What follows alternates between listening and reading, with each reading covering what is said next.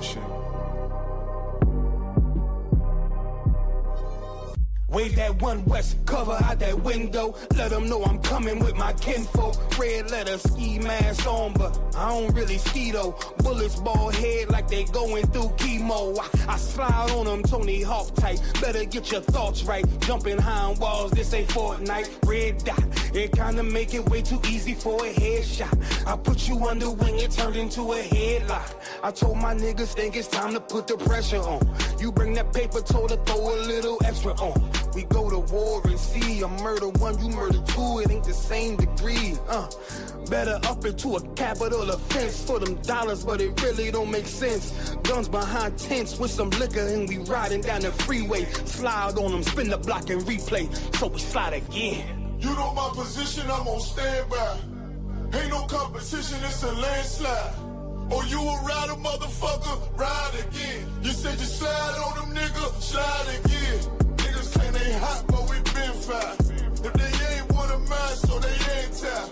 Oh, you a rider, motherfucker, ride again. He said he slide on them, nigga. We got this mapped out. Niggas selling wolf tickets, not living what they rap out. Said he gon' ride, too emotional, he'll crash out. And I ain't boxing, wrestle with this cannon, you gon' tap out. 100 troopers in the building, turn this shit into a blackout. We both come from the mother, why you tryin' to do me dirty? He cut himself off, we let him rock, he ain't worthy. You playing ball courts, throwing number like a jersey. While niggas folded like origami, I kept it sturdy. Told my son he got the blood of a king, he ain't got a word. They gon' cross you like a Christian, it's better to learn this early. They be watching, trying to copy, asking questions, trying to learn me. I ain't in the back and forth if the business don't concern me. Catch the wrath from my anger, I be trying to give a mercy. Ask the angels keep me covered, I'ma slide, they might have heard me. They playing with that fire, get too close, it's gonna burn me. We ain't never looking back, moving forward, it's the journey. You know my position, I'm on standby. Ain't no competition, it's a landslide. Or you a rider, motherfucker, ride again. You said you slide on them, nigga, slide again. Niggas claim they hot, but we been fine. If they ain't one of mine, so they ain't tied.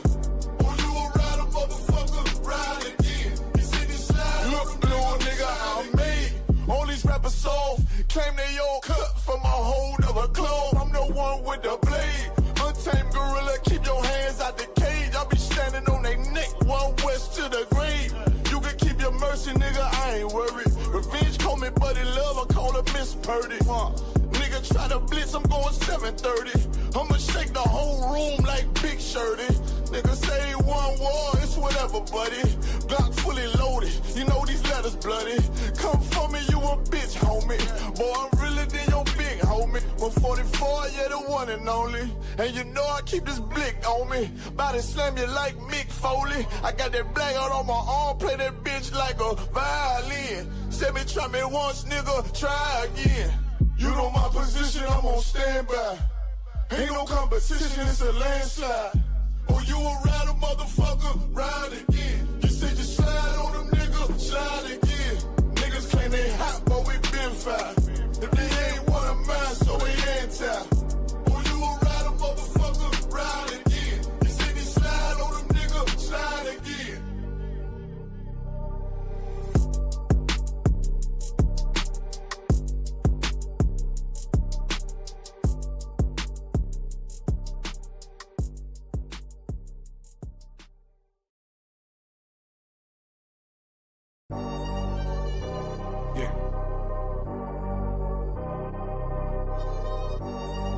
Caution. Wave that one west, cover out that window. Let me see if you qualify or not. Spinning up in a tinted truck, riding around your block. Busy man. I get a word, he ain't this shit from top to bottom like a motherfucking ceiling fan. Hopping out the rental van, on my way to LAX. Brothers out in Cali and they killers out of every set. But I ain't crippin' on no blood. One west, all my niggas got it out the mud. Put your face on a t-shirt, memory of niggas acting tough in them songs, that's with the drugs. I don't need no cases, all my pistols clean. So now I weigh my options, used to use the triple beam. Used to get the wop, mix it with the nicotine. Now I travel state to state and put on for my team. The fuck wrong with them? Ain't on my level, I should let my dog get them. I see niggas and they feelings all fill them. Keep the Glockin' with me, it was like a ball with them. Me at the end, I gotta stay paid.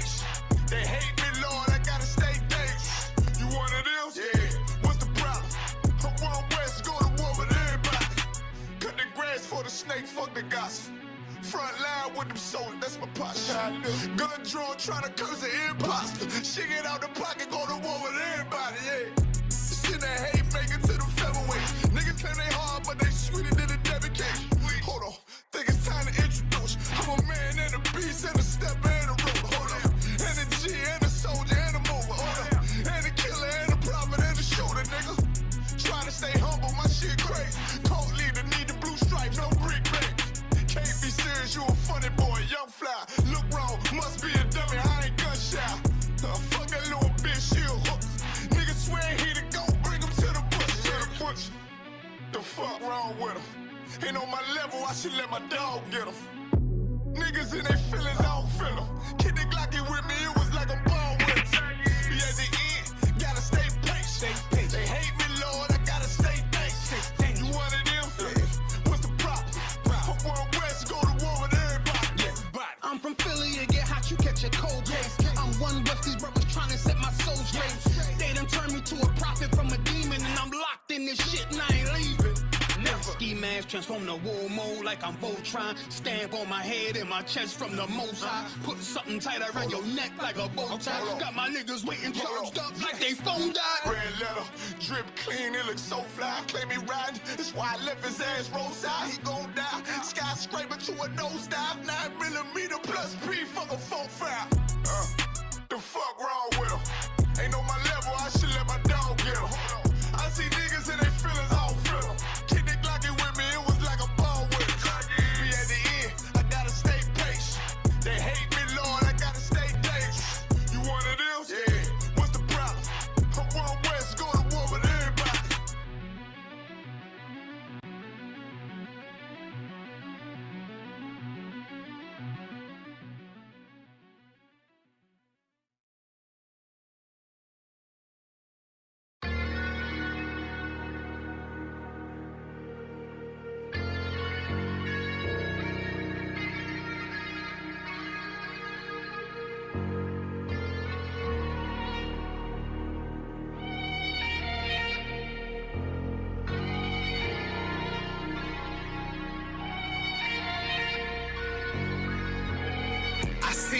Turn to hell, I gotta stay alive. Lord have mercy on my soul, stand by my side. I killed the old man and I watched him die. Lost a couple niggas, guess he wasn't my round. Hey, play my niggas, lay you down, they all down the ride. Keep my gun in my arm, I gotta stay alive. I gotta stay alive. Keep my gun in my arm, I gotta stay alive. Tell me we don't live in hell. My brother doing 55 in that cell. Nigga claiming he your round, he'll spin shell. Same nigga you put on to hit the stand and tell. How the fuck you turn your back on a nigga that love you? Treat your kids like my kids, treat you like a brother. I told my dog, let's leave the streets to serve the most high. He said, fuck that shit, he trying to sell another pie. His daddy killed him, put him in the trunk, set him on fire. His wife was pregnant, he ain't never get to see his child. Had me thinking to myself, what happened if I die? Look my babies in the eyes, I gotta stay alive. I put my ego on the shelf and my pride to the side. I'm with some niggas who gon' step and got God on their side. Got in the ISUPK, they keep asking me why. As I do the work of the Lord, I gotta stay alive. Face the east, pray alive. I seen heaven turn to hell, I gotta stay alive. Lord have mercy on my soul, stand by my side. I killed the old man and I watched him die. Lost a couple niggas, guess he wasn't my round. Hey, play my niggas, lay you down, they all down the ride. Keep my gun in my arm, I gotta stay alive. I gotta stay alive. Keep my gun in my arm, I gotta stay alive. You ever pump a pack with a snake by your side? Yes, I did. See the man reach out to God before he died? Yes, I did. I know the Lord forgive us for these sins, but I'm starting to think the kingdom of heaven is for these kids. I told my daughter, there's one man in your bed, I won't stand for less. For my son, I hit your head on that fragile act. I lost some niggas to that dope, I lost niggas to the feds. Remember Jono tried to stick me for that cheese on that bread, yeah, I was thuggin' with Lucky, that nigga left me for dead. Endure to the end, cause I listened to what was said. Mother told me she loved me when she was sick up in the bed. I was running them streets, but the truth made me a man. Shit, I don't really speak, cause she'll never understand. That's why I ain't even tell her about these voices in my head. I'm still trying to manage my anger like Uncle Craig. I seen heaven turn to hell, I gotta gotta stay alive. Lord have mercy on my soul, stand by my side. I killed the old man and I watched him die. Lost a couple niggas, guess he wasn't my round. They play my niggas, lay you down, they all down the ride. Keep my gun in my arm, I gotta stay alive. I gotta stay alive. Keep my gun in my arm, I gotta stay alive.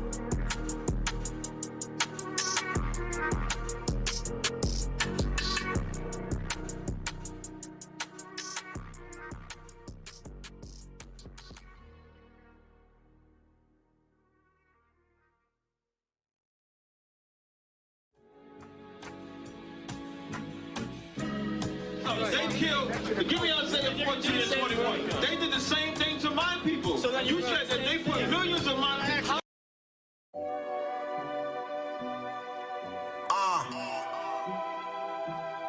One West world.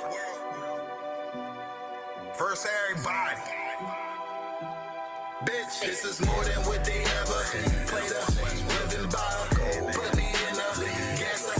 Born in 91, pumping 93. Winter, Chevy pill, like a nectarine. But I keep it. It's more than what they ever played us. Living by, put me in a gas up. Born in 91, pumping 93. Winter, Chevy pill, like a nectarine. But I keep it clean. Man, I'm too for real. Comfortable with myself, look, they fraud. Man, I'm too legit. Off the thermostat, can't hold me back. Trying to check my check. I had my weight, run my plate, really busy. Really in this field. Checking it, check me out when in doubt. I'm gonna make my bread. Never lose niggas, food is a feast. Just know we all gon' eat. Niggas slick on my shit, pop my shit. My bro said this shit greasy. She don't like the message. I get wisdom. I'm just rude as speech. Tell my side, but not too much. They feel me. I know talk is cheap. I'm controlling it from a distance. This how it's supposed to be. Give her what she never had. Now she can't get over me. I understand they don't want a man, they just want company. Shorty know I'm all about my gravy, trying to smother me. Get it from under me. I ain't had no silver spoon. This shit come from underneath. I play for keeps. I don't see nobody. This shit tunnel V. I play for keeps. I don't see nobody. This shit tunnel V. This is more than what they ever played us. Living by, put me in a gas up.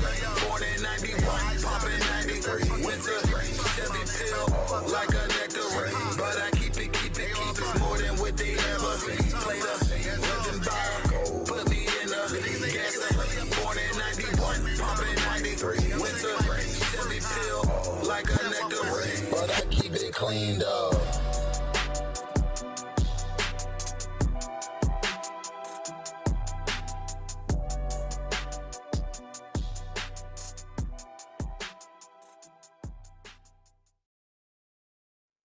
You've been outside, but tonight feels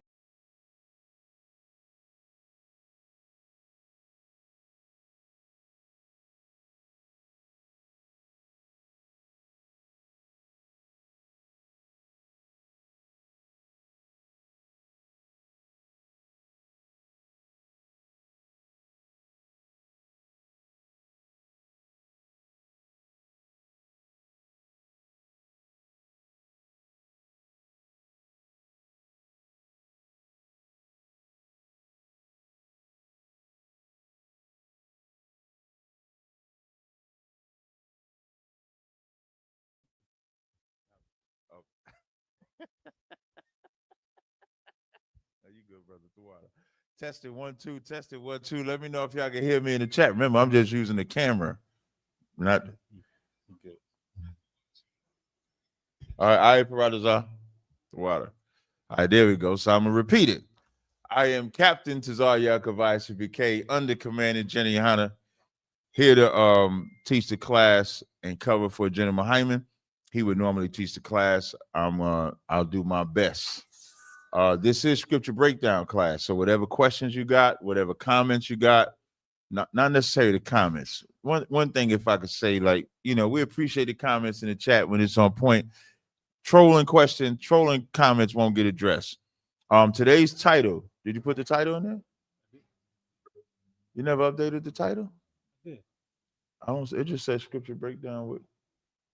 Oh, I don't see it it's on not showing in the StreamYard part. But it is showing on YouTube. Oh, okay.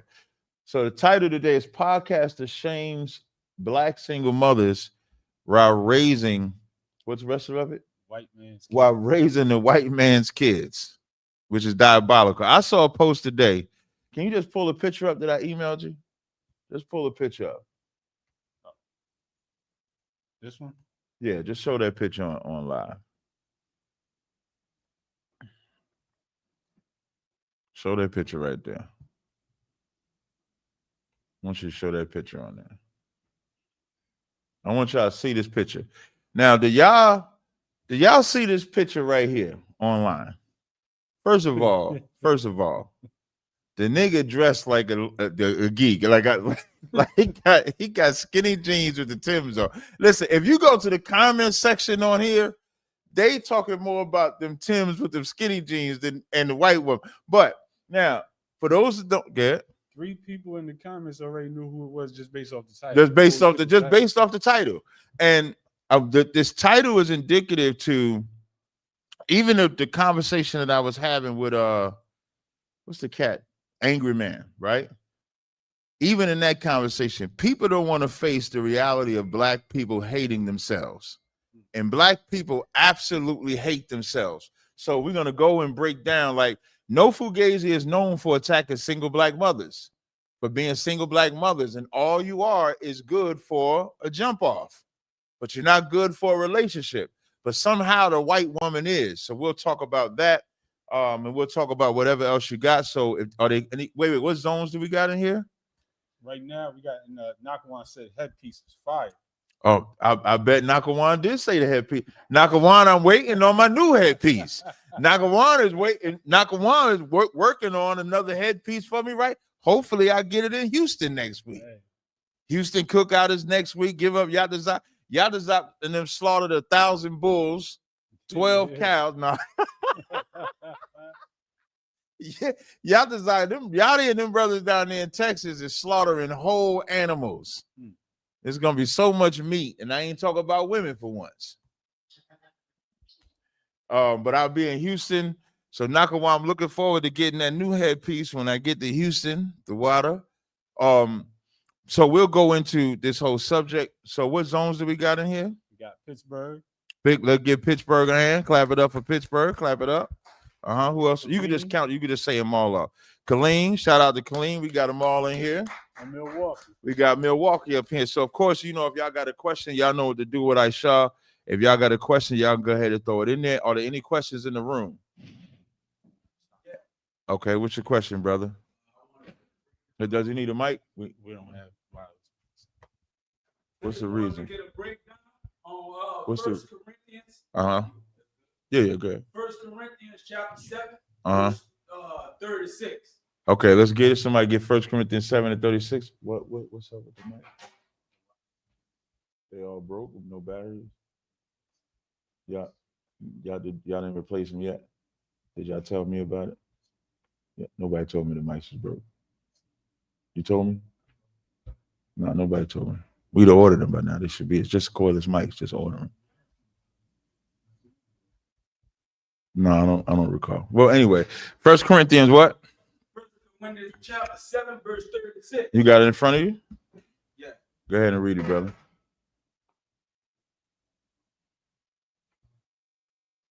It says,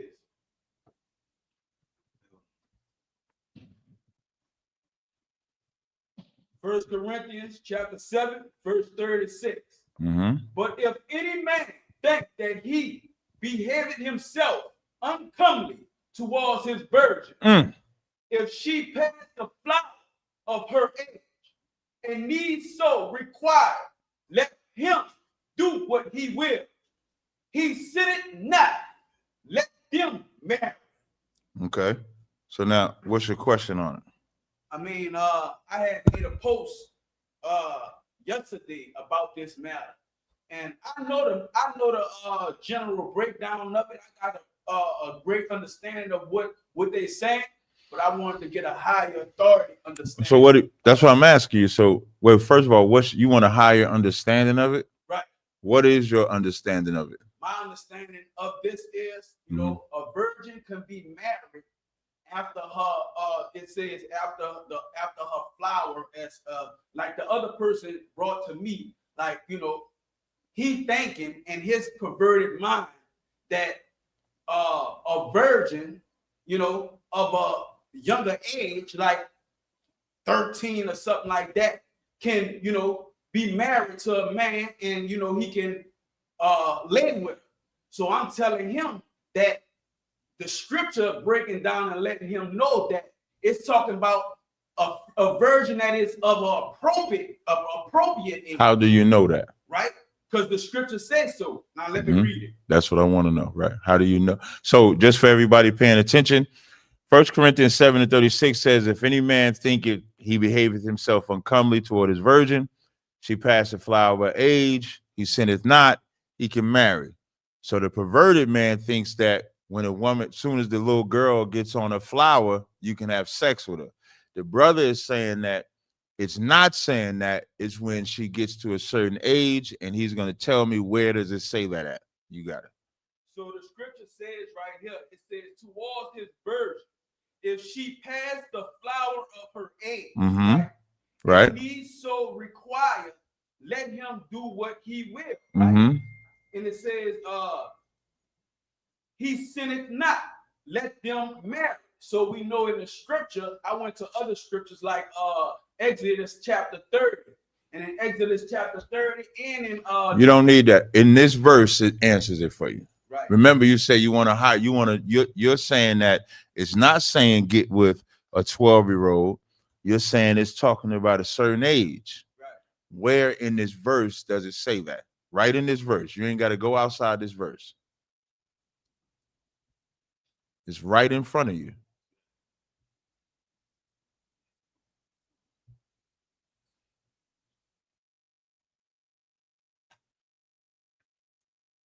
Well, that's why I wanted to get you to The Most High in Christ. So now, wait, read it again. All right. It says, verse 36. But if any man think that he behaving himself uncomely towards his virgin, right? If she passed the flower of her age. That's it right there. When it says the flower of her age, what does that mean? Passing the flower of her age, meaning when she's when she gets thank you. That's exactly what it means. Now I want you to go to Luke 2:36. This understanding is what they all had. This like, of course, like you said, perverted men will look at this verse and say, nah, man, you could sleep with an underage. You could do this, you could do that. But they knew better in the Bible. So we'll read it. So I want you to read Luke 2:36. Luke 2, verse 36. And there was one angel and prophetess,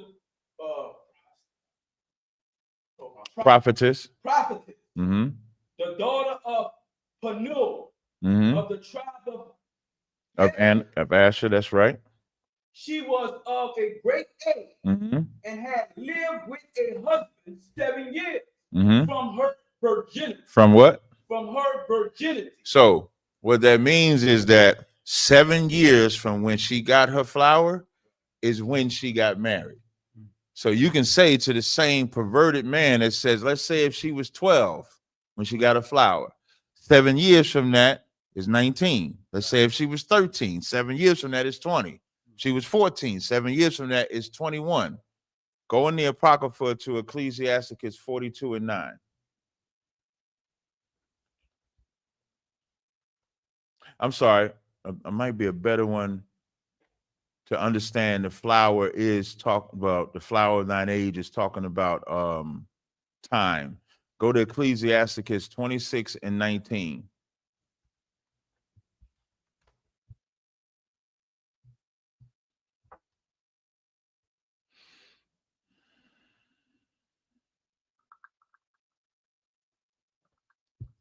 Ecclesiasticus 26:19. My son, keep the flower of thine age sound. Keep the what? The flower of thine age sound. Now there's another flower that's synonymous with the woman on her cycle. And now there's another flower with the sun keeping that age sound. That's a time. That's what when it says flower of thine age, what does a flower do? Thank you. So flowers don't just, you don't just put the flower in the dirt, put the plant in the dirt, pour water on it, and then boom, it sprouts. It takes time to actually bloom. So when that woman or that little girl comes on her cycle, she's not married or having sex. She needs time to bloom. Just like a man, just like a son. You keep your age. Give yourself time to bloom before you do anything that's against you. Like, and what is it telling the son? Don't run out there and be stupid. Don't run out there and rush and make the mistakes. Keep the flower of thine age sound, meaning have a clear mind and learn how to be a man. Learn how to be an adult. So the same thing in 1 Corinthians 7:36, she passed the flower of her age. Now she's at an age where she's bloomed enough to marry. You don't sin. Another thing you want to know about Corinth, in the city of Corinth, they had horrible sexual problems in Corinth. In Corinth, you'll see in Rome, go up to I think in the same chapter, go to 1 Corinthians 7:1. Yeah, you get that. When you go into the Greek, it like underlines everything that you just said exactly. Okay, read it. That whole flower of the age thing is one word that translates to that whole phrase. Read and the definition says beyond the bloom or prime of life. Oh, look at that. Overripe. Overripe. So you want to let that thing be ripe, and you want it to be ripe. I mean, who the hell? Yeah, Tazar. Oh yeah. Muslim cat came up, Mm-hmm. you know, and we cut him with Muhammad, you know, and when we brought Muhammad and what's her name? Aisha. What? That, man, the brother, if I may, I don't want. He said, "When does the girl become a woman?" Damn. So he was with the flower. I'm thinking he's gonna, you know, run from it. Right, right. He jumped right in there. He jumped. Was he black? He's black, sir. Jesus. Mm-hmm. And listen, and that's why I tell y'all, like, when we look at the Diddy's, the R. Kelly, that's why they still support them, because R. Kelly pissing on a little girl is not offensive. Read first, and for Mike's sake, read 1 Corinthians 7:1. Yeah. 1 Corinthians chapter 7, verse 1. Mm-hmm. Now concerning the things whereof ye wrote unto me, it is good for a man not to touch a woman. Now, concerning the things that they wrote to Paul about what was going on in the city of Corinth, you had a man sleeping with his father's wife. That's why he's saying, what you wrote to me, it's good that y'all don't touch a man, not to touch a woman.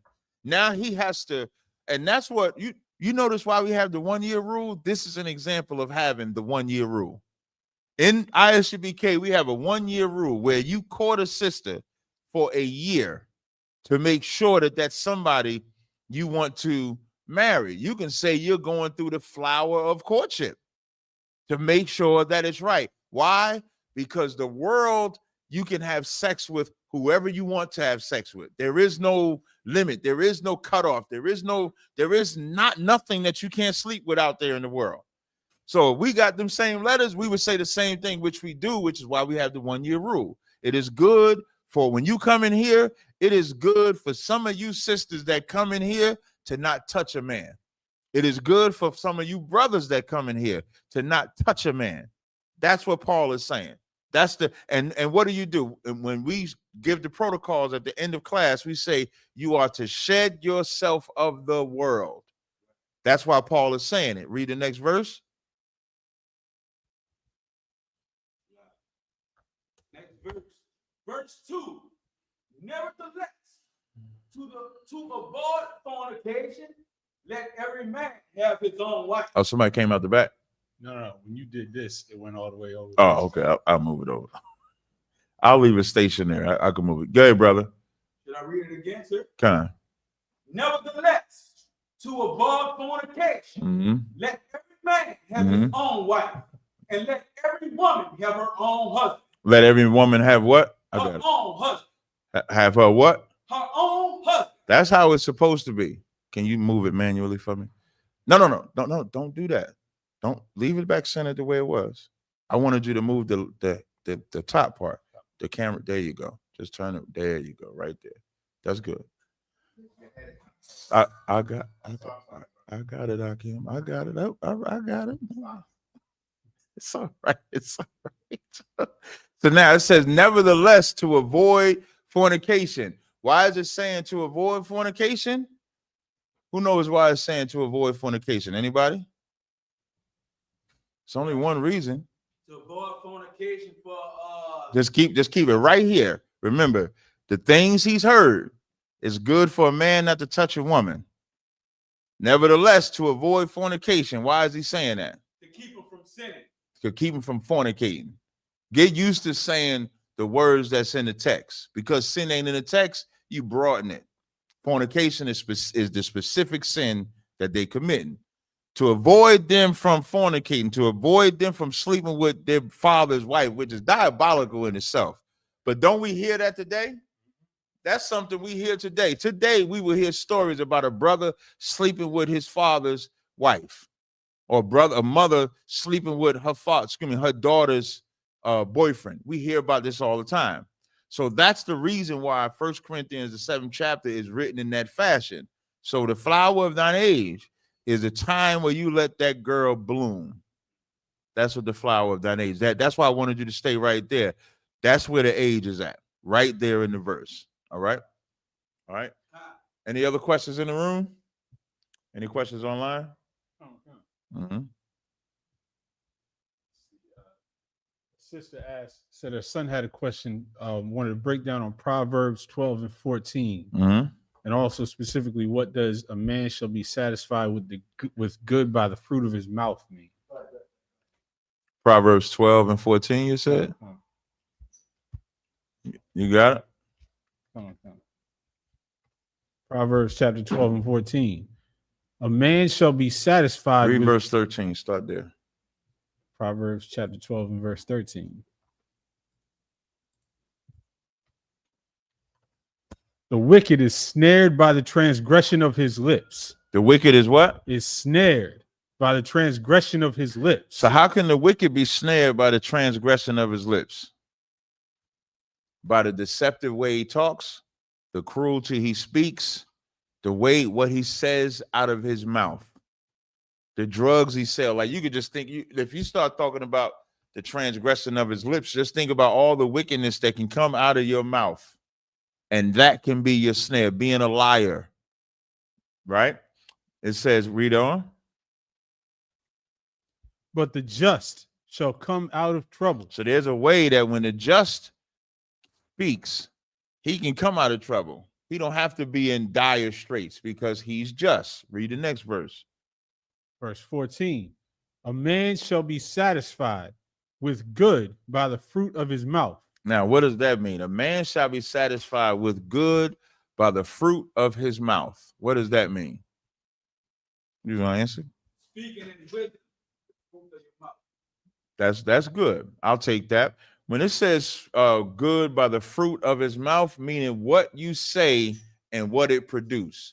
When you're seeing fruit, like, you know them by their fruits. What you produce will let us know if the works you did was good or bad. Well, this man, because he speaks justly, he will be satisfied by the fruit of his mouth. Now, the fruit can come in one of two ways, right? One, it says, shall be satisfied with good by the fruit of the mouth. Go ahead. And the recompense of a man's hands shall be rendered unto him. What does recompense mean? Like the reward. The reward, right? The reward you get comes from what you say. And if you think about your life, a lot of things are avoided by what you say out of your mouth. Your mouth controls everything. And let me make it even more clear for you. Even what you think in your head when you're talking to yourself, that's your voice too. So because what you think. What in the movie Life it said, what as a man thinketh, so as he goeth. You read the Bible? That's in the movie Life when Eddie Murphy said that to Martin. But what you think, because you're speaking, that can translate too. So what that means when is a man shall be satisfied with good by the fruit of his mouth. If you're getting evil by what you say, then you're Proverbs 12 and 13, when the wicked is snared by the transgression of his lips. If you're just and you're getting the good, then you know that what you're saying is good, because your recompense of your hands will be rendered to you. Now, that recompense of a man's hands can be evil too. If you speak evil, your reward will be evil. If you speak good, your reward will be good. That's what the verses are saying. All right, I'll take the next questions.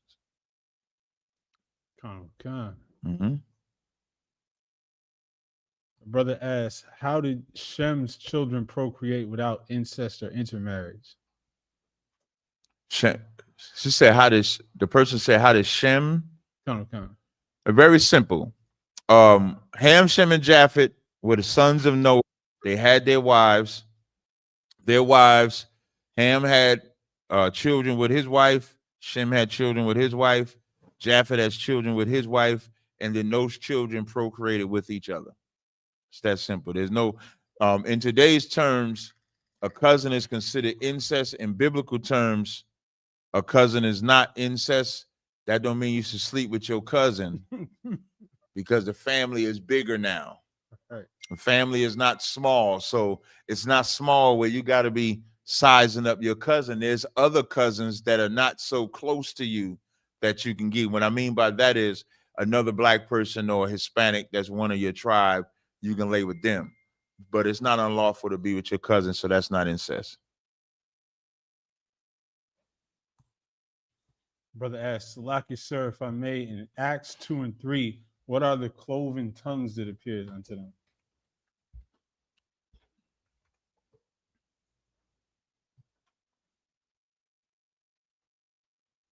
Acts 2 and 3.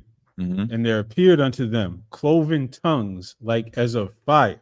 What does cloven mean? Like split. That's what it means? Hold on 1 second.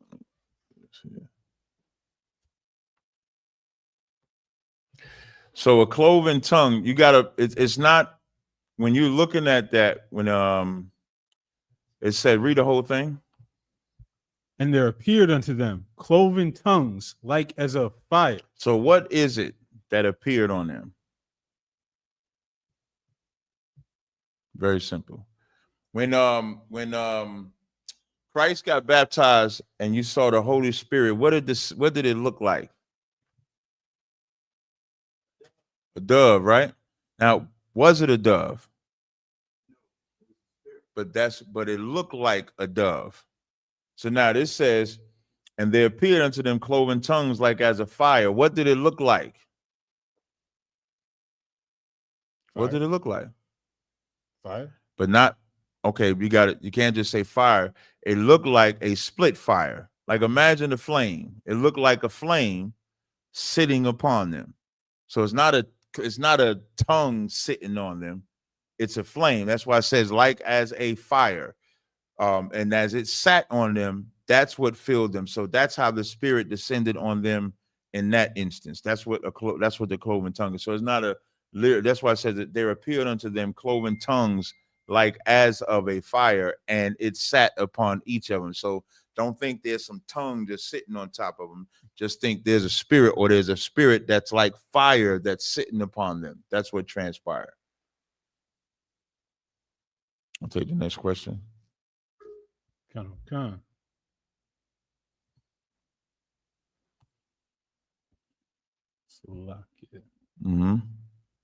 Brother Ash, Shalom, Cap, you break down Genesis 6 and 4 about Rashad are the sons of God, the sons of Adam? You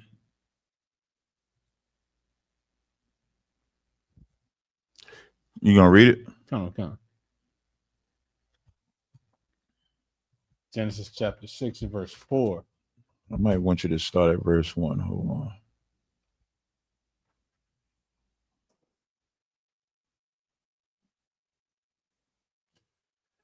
Yeah, start at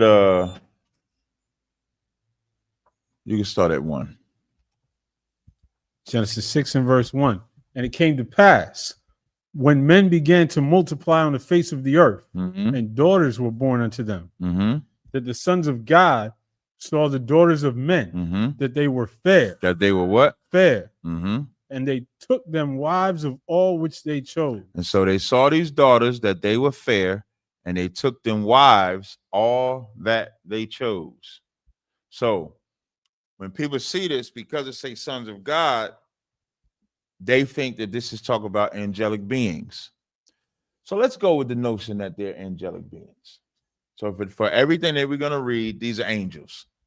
And they saw the daughters of men, and then they took them wives. To take them wives, what would that mean that they did? Had sex with them. Yeah, but give me more though. They had to spit game on them? No, that they married them. So they think that the angels left their state to come down here and marry women.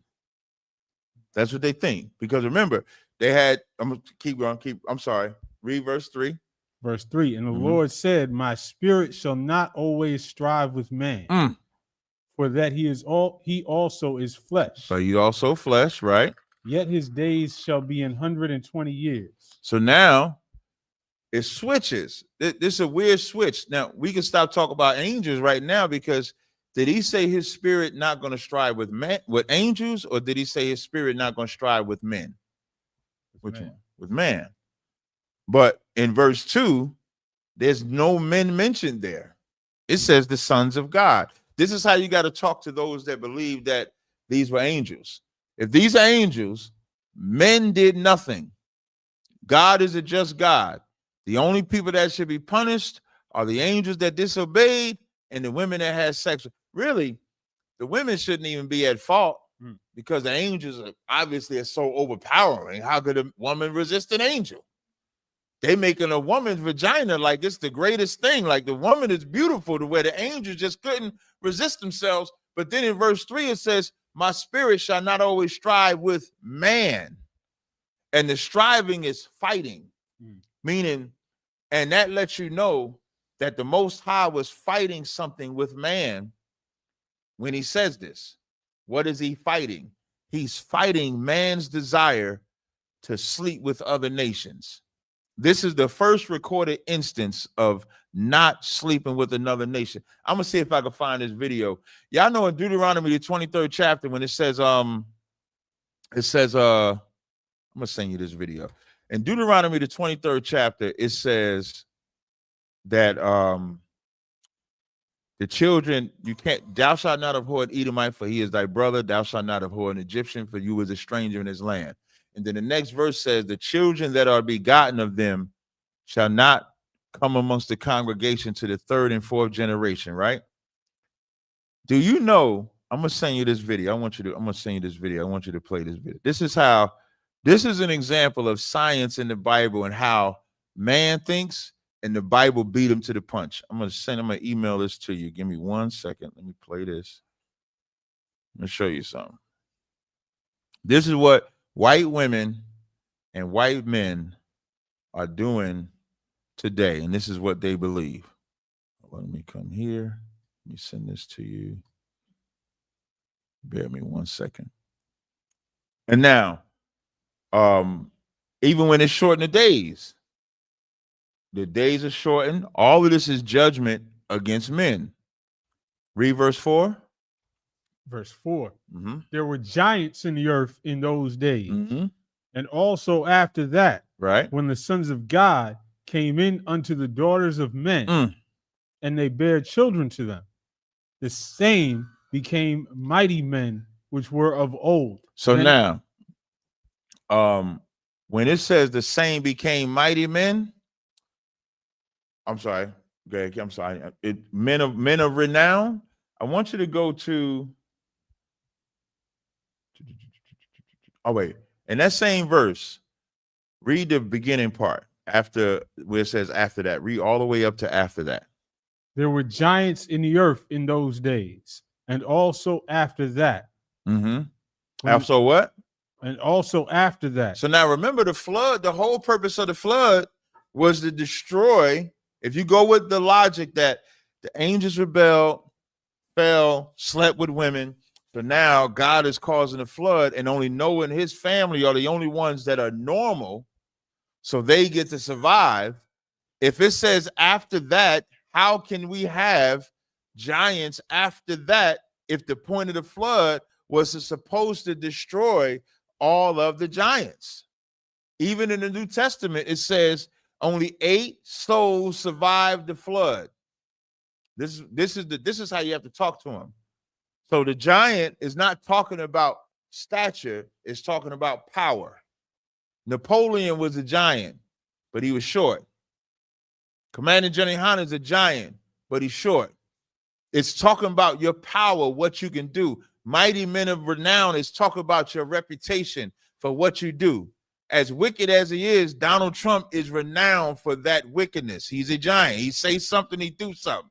He the one probably set up the NBA because the NBA is Black Lives Matter and said, let's get them arrested for gambling. That's the giants that it's talking about. Did you get that email? See if you got that email.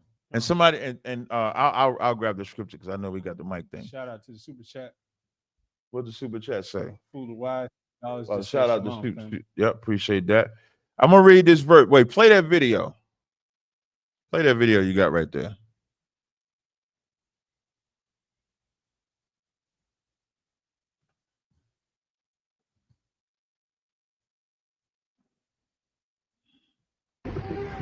A bit less black,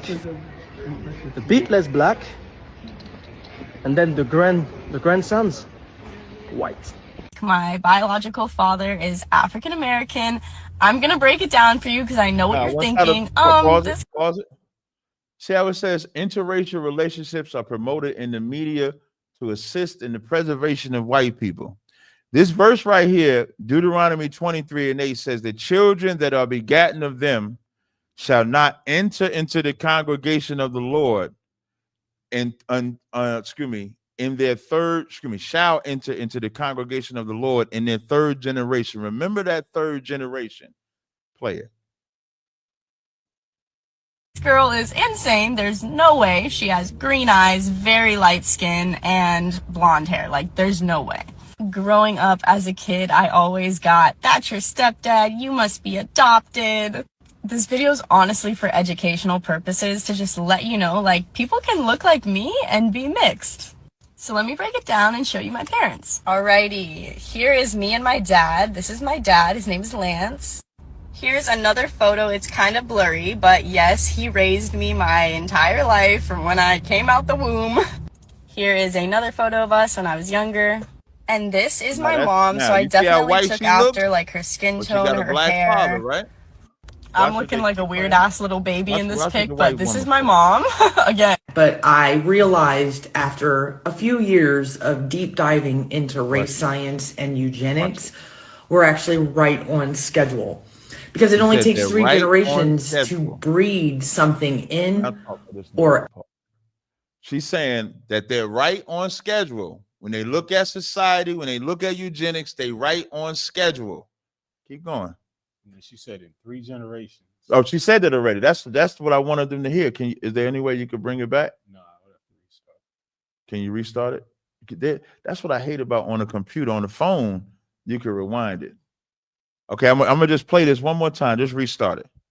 That's why I didn't want to overtalk that part. Less black, a bit less black, and then the grandsons. The Bible don't have the greatest wisdom on the planet. My biological father is African American. I'm gonna break it down for you because I know what you're thinking. Generations, they can't come around. That's what the Bible says. Read it. This girl is insane. There's no way. She has green eyes, very light skin, and blonde hair. Like, there's no way. Growing up as a kid, I always got, that's your stepdad, you must be adopted. This video is honestly for educational purposes to just let you know, like, people can look like me and be mixed. So let me break it down and show you my parents. Alrighty, here is me and my dad. This is my dad, his name is Lance. Here's another photo. It's kind of blurry, but yes, he raised me my entire life from when I came out the womb. Here is another photo of us when I was younger. And this is my mom, so I definitely took after like her skin tone, her hair. I'm looking like a weird ass little baby in this pic, but this is my mom again. But I realized after a few years of deep diving into race science and eugenics, we're actually right on schedule.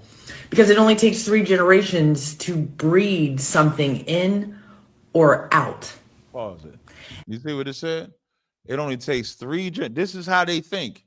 It only takes 3 generations to breed something out. When that Deuteronomy 23:8 says the children begotten in them can't enter into the congregation until the 3rd generation, the wisdom we supposed to know from that is, and for everybody to understand, that doesn't mean that an Edomite can come in the 3rd generation.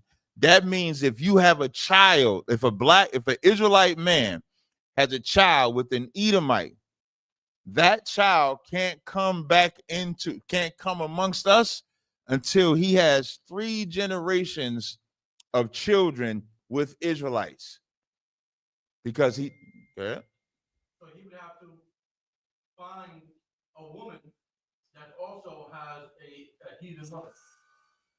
No, he would have to find a woman that is an Israelite and marry an Israelite. He has to marry an Israelite woman, that son that has a heathen white mother. He has to marry an Israelite woman, and then go 3 generations of making sure his son does the same thing. His son does the same thing. Then they can come amongst the congregation. Do you understand that? Yeah, I understand, sir. So does that also? Would people not want? Would an Israelite man not want his daughter to marry that other Israelite if he has a heathen mother? You said what? Would that Israelite father prevent his daughter from marrying that son who has a heathen mother? He might. He just might. So like you can see, but you have to. Like when I'm saying he just might, he might not. Like you can see the wars that Benjamin had where they had made a vow not to marry the tribe of Benjamin because of the war, but then they did it anyway, so that the tribe wouldn't go away. That's why I asked the question, because if there's a bunch of children that have heathen mothers, none of them can enter into the congregation. The point of the verse is there shouldn't be no children with heathen mothers. That's the point. So your hypothetical requires real time. So in a real time world, like all of us that might have had a father with a heathen, do they marry an Israelite woman? The men that are in here that have a heathen mother, or the women that are in here that have a heathen mother, do they marry Israelite counterparts? Shalom. That's your answer. All right. So now that's the point. But the white woman knows this. They doing this now. Shadazar. With Christ, wouldn't all of that be irrelevant now? Being that that's why I just said that to Ashar. No, it's not irrelevant. You don't want to say irrelevant, because in here, good. I'm saying irrelevant as far as the 3rd generation. No. You don't want to say it's not irrelevant. What you want to say, that's why when I asked him, we got brothers and sisters in this school that have a heathen mother, but an Israelite father. Are they allowed to get with an Israelite in here because of Christ? But now let's say while we're in here, can you get with a heathen? That's why I said you can't say it don't count. Okay. What I was saying was irrelevant. The 3rd generation rule. It's not irrelevant. You're not. I don't know if you understand what I'm saying. Good. So I think I understand what I think you don't understand. Mm-hmm. Maybe I'm saying it wrong. No, let me say it differently. When anybody, whatever sins was committed before you come in here, don't count once you come in here. You're born again, so you're starting over. So you're not in any generation. So let's say that brother or sister that has a heathen mother, they're not in any generation when they come in here and are born again. You understand now? That's what I was saying. But right, but okay, but just make sure, don't say that law, it sounded like you were saying that law was irrelevant. No, not the law, but the generation. I saw them falling in a generation. Yeah, them falling in a generation, that's gone.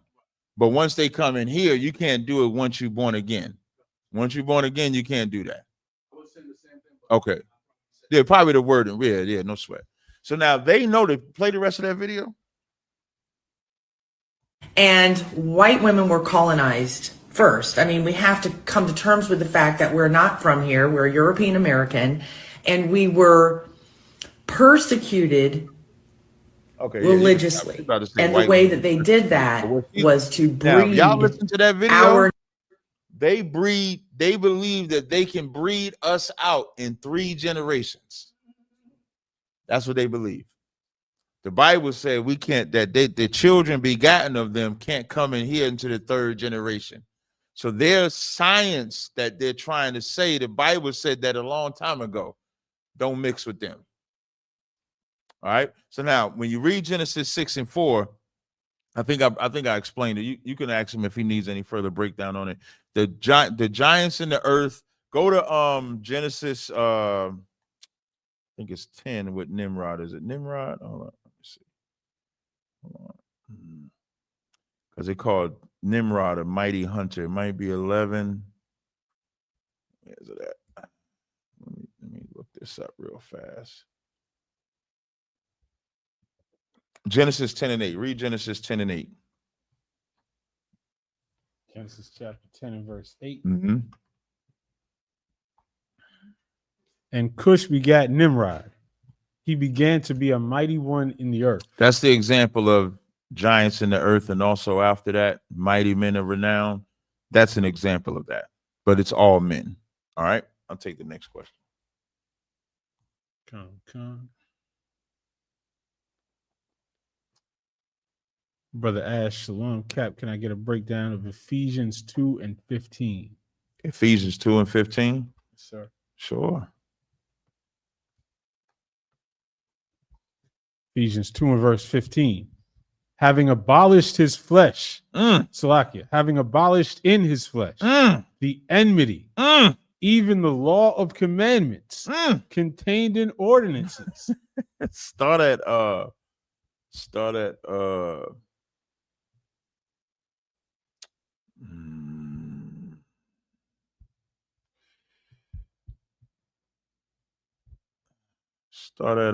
13. Ephesians 2 and 13. But now in Christ Jesus, ye who sometimes, we say Yahushua here, but now in Yahushua Mashiach, ye who sometimes were far off. Christ is cool, but I don't like you. You can say Yahushua. Ye who sometimes were far off are made nigh by the blood of Mashiach. So now it says at the time, but now because of Yahushua, ye who was sometimes afar off are brought back by the blood of Christ. And that's important to understand in Ephesians. Before we go further, go to Ephesians 1 and read verse 4 and 5 so we can get context. Ephesians 1 and 4. According as he hath chosen us in him before the foundation of the world. Before what? The foundation of the world. That sounds like but the children being not yet born, neither having done any good or evil. Before the foundation, we were chosen for this purpose. Read verse 5. Verse 5, having predestinated us unto the adoption of children by Yahushua Mashiach. Now, and then it says, having predestinated us unto the adoption of children by Christ. The same writer of Ephesians is the same writer of Romans. The adoption only goes to the children of Israel. So now go to Ephesians 2. I had you read 13, read 14.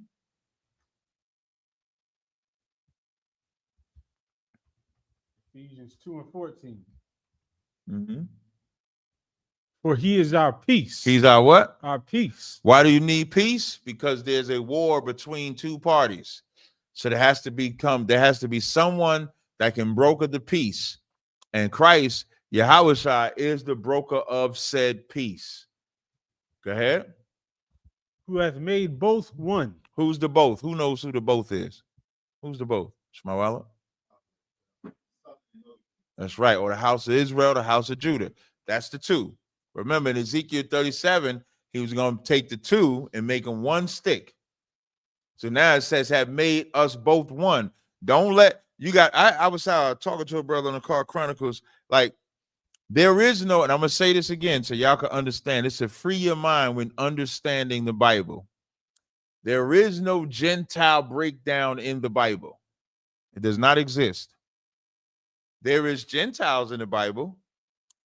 The only reason we have to go in here and say the two is not talking about Gentiles and Jews is because Christians came and butchered the understanding of the Bible. But when the writer is writing this, when Paul is writing this letter, he's not writing this for a Gentile breakdown.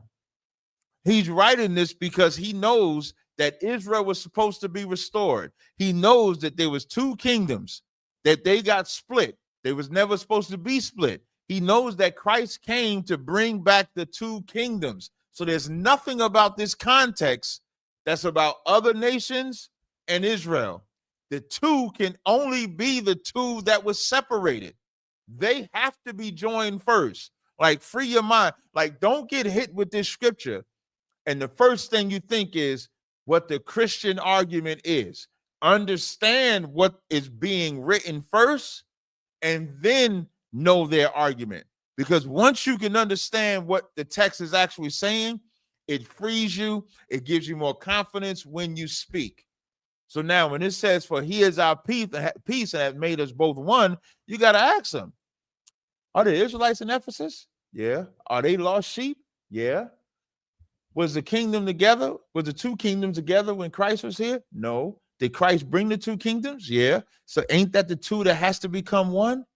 And then watch them. And the only, if they're honest, they would say yes, but if they're honest. If they just straight up liars, they're going to say, nah, that's Gentiles and Jews. But if they got any type of honesty and slickness, they'll at least say yes, but. Because it has to be the two. And says, have broken down the middle wall of partition between us. The middle wall of partition is the break where the Most High wasn't communicating with us anymore. We down here, the Most High's up here. Is nothing in the middle that's connecting us. Christ breaks down that wall. Read verse 15. Verse 15, having abolished in his flesh the enmity, even the law of commandment contained in ordinances, for to make in himself of twain. Now, the law of the commandment said what we was talking about, a child couldn't come into the third generation. That's enmity for a child born. Like, why is it my fault that my father slept with this heathen? Why I got to pay? I didn't know, he didn't know no better. That would be enmity until Christ. That adulterer comes in here, she done slept with a bunch of men and she didn't know, she gonna say, I didn't know, you know. I'm gonna try to be nice to the sisters for at least 5 minutes. But I didn't know no better. That would be enmity to not allow. So when it says, having abolished in his flesh the enmity, even the law of the commandments, it's not talking about adultery. It's talking about none of us would be able to have this opportunity we have unless Christ abolished in his flesh the enmity, because there was a price to be paid for your sin, and Christ paid it. Sidebar, knowing that he paid it, how could you piss on his grave and go and sin again? He done cleaned you for adultery. You still go sleep with hoes. He done cleaned you for your drug addiction and drug dealing. You go get high and sell drugs. You go shoot and stab and rob and do all the things that Christ redeemed you for. You are pissing on, and then have the audacity to say that Christ died for you to do that. Because that's what the church says. Let that sizzle in your spirit. Like the church says that, yeah, you know, he forgave me that time, but he'll forgive me again. And the Bible don't say that. Hebrews 10:26 says, if you sin willfully, there remaineth no more sacrifice for sins. So they got to make up their mind. So it says, for to make himself of twain one new man. That's how you get rid of the enmity. You have to be a new man. You know what it means to be a new man? You can't be the old. You can't go back to Tyree. You got to be TAZARYACH. I don't know none of y'all names by heart, so I can't say, oh, I know Smart Walls, but I ain't going to put them out there like that. You can't be Danny. You got to be Daniela. You can't keep your old man. Your old man has to die. If you look in the mirror or when you talking to yourself like we was talking about earlier, and anything you say sounds like the old man, you should unalive him. You should work on unaliving your old man so there's no remnant of him that's alive. To where when they say your name and when they say your nickname, it means nothing to you. If they say your name and you get a flashback of how good it was to be that name, you might want to unalive yourself. Of course, I'm talking about the old man because I don't want nobody. CAPT said to commit suicide. I'm not talking about, y'all ain't hot in here? Or is it just me? No, I don't know, but maybe this bright ass light in my face. So that's the answer to that question. I'll take the next question. Shout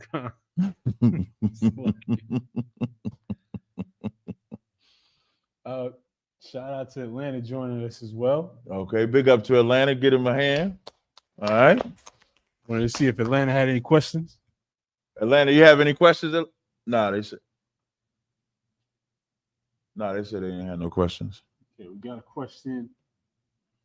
Also, Paratas, I wanted to break down on Lamentations 4:17. Related to how our people ask other nations to help us. Oh, go ahead to it. Let's go to it. Lamentations 4 and verse 17. Mm-hmm. As for us, our eyes as yet failed for our vain help. In our watching, we have watched for a nation that could not save us. Listen, that's something that we doing to this day. Like right now, with all the hell that Donald Trump is doing with ICE, just remember this. And Paratas, I brought this out earlier. Donald Trump said the women in Chicago said, please come, please bring the National Guard to Chicago. Well, Trump bought ICE instead. And then now you seeing black, you ain't seeing the immigrants you ain't just seeing immigrants on the ground. You seeing black people on the ground too, because for some reason, black folk got it in their mind that the police is only gonna go after illegals. Like when and this the part that tripped me out. When have black people ever trusted the police? What's the Flavor Flav song? 911 is a what? A joke. That's the song. But for some reason, they calling for Donald Trump to bring them in here. And here's the crazy part. When it says our eyes have yet failed for our vain help, we don't ever think we should fix ourselves. Like that option ain't never on the table. I was having this conversation with this cat named Angry Man. He had to get counsel from Tommy Sotomayor because I had him in his feelings the other day. And yeah, he had to get straight up counsel. They had a whole live stream. Tommy and Angry Man got a live stream about my live stream when I had to put him in his place. But the conversation we was having was about selling to the Negro. How back in the 50s they knew that because a black man felt like nothing, he would feel like something by what he does materialistically. And as I'm trying to teach them that comes from slavery, they don't want to understand that because they would rather just blame us, but then still look for the white man for an answer. The white man is never going to give you an answer better than what you can do for yourself. And ISUPK Commander Jenny Hanna has given us an answer. Accountability, repent, keep the laws of God, be a brother, be a sister. That's not vain. We see the fruits of it. Just look at yourself in the Israelite School of UPK. Look at the work that you do in the Israelite School of UPK. That's you not looking for another nation, but being accountable. The rest of the verse says, we have watched for a nation that could not save us. There's never been a time in America that America has saved us. They've only pacified us. They've only given you enough, like in Luke the 16th chapter, when it says, moreover, the dogs came and licked the sores. So in Luke, go to Luke 16 and go to Luke 16 and verse 19. You're gonna read 19 to 21. Luke 16 and 19. Mm-hmm. There was a certain rich man, which was clothed in purple and fine linen, and fared sumptuously every day. That's your pastors. That's your leaders. That's your entertainers. That's everybody that the white man pays. You know an example of that? Snoop Dogg. Snoop Dogg, a couple months ago, talks about this live stream, how he had to leave watching Buzz Lightyear movie because they had trans relationships in the movie, and he felt like that wasn't for his kids. And his grandson sitting and watched it.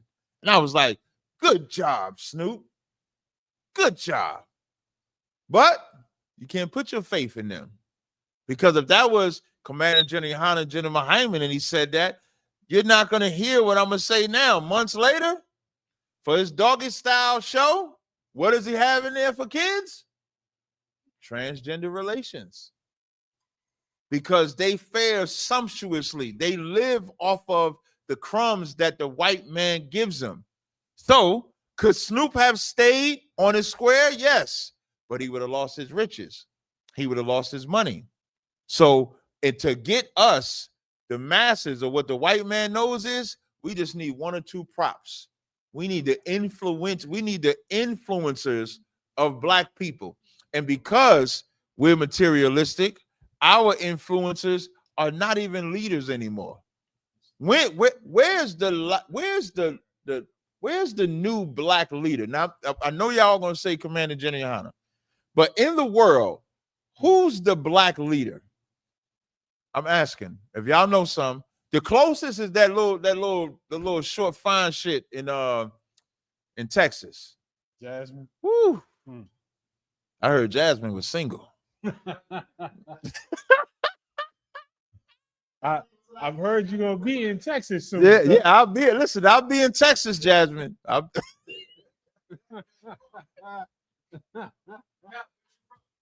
don't know where she's from. She in Texas though. I don't. Are you listening? Listening is an art. I said I don't know, but she a Texas representative. She in Texas. She's a congressman in Texas. If somebody let Jasmine know Cap coming, I like to, get it in it. Nah. But outside of her, who is the sad part? Stephen A. Smith just apologized for talking trash about her. But now you take her out the picture. Who's the black leader? Who's the black leader? Y'all know any? Y'all design? They all dead. Al Sharpton looked dead. Like he went from big man to like this big. You know who black leaders are? Your entertainers. Yeah, Mark Lamont. Like they're not even a movement. Even like a Mark Lamont who can appear to be intelligent is not a movement. Umar Johnson, who can appear intelligent, is not a movement.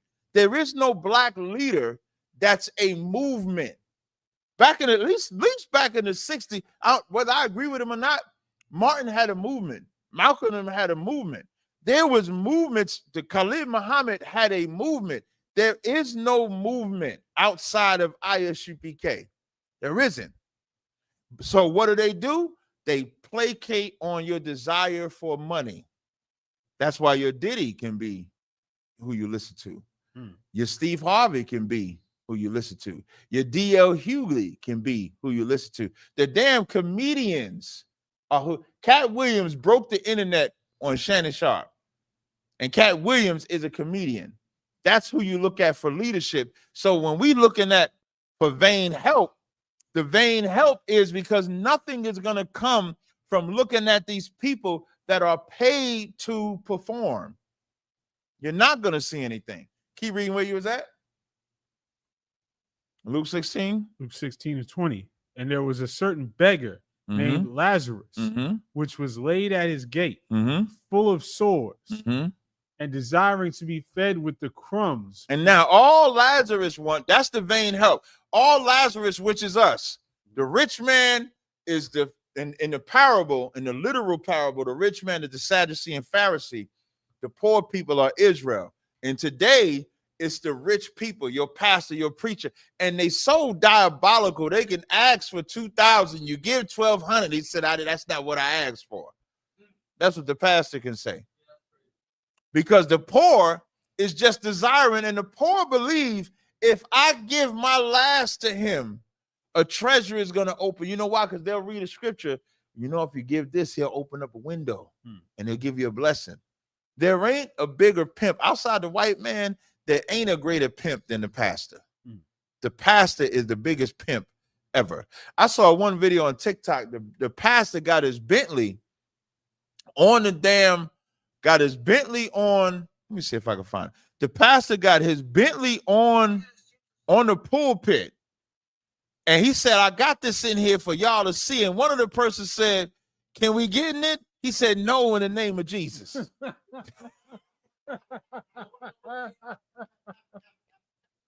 don't think so. I don't think that was AI. I pray to God it wasn't AI. I pray, please don't let that be AI. That's what he said. Because we're just desiring to get the crumbs. And that's all Black, Hispanic, and Native Indians is right now. A nation desiring for crumbs. And it's about to get real bad. You know, they say they cutting the what? Nobody's getting them the welfare checks in November. The stamps, they're not coming in November. That's when y'all gonna be looking at ISUPK for the food we got. That's what you're gonna start doing. And that the other diabolical part about that is that's only 1% of the budget. The welfare part of the government assistance is only 1% of the budget. When they talk, listen, Google, I Googled this yesterday. Hopefully Google don't, you know, Google be lying sometimes. Google, hold on, wait, let me see if I can find this. How did I Google this shit yesterday? I Googled this by saying, how much of the budget is spent on welfare? Google that. Like percentage-wise? Yeah, just type, just how I said, how much of the budget is, no, Google on the screen. You on your phone. Yeah. Why you do it I want you to put it on the screen.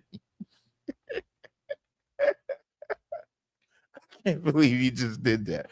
Oh, wait, and do 2024. You might have to put, okay, there you go. No, that's fine. So now, you put it on the screen first, my bad. Put it on the screen. Now, hit show more. Scroll down to show more. And then now we're going to read it. So now when you read this, right, go to the top. No, go back up to the top.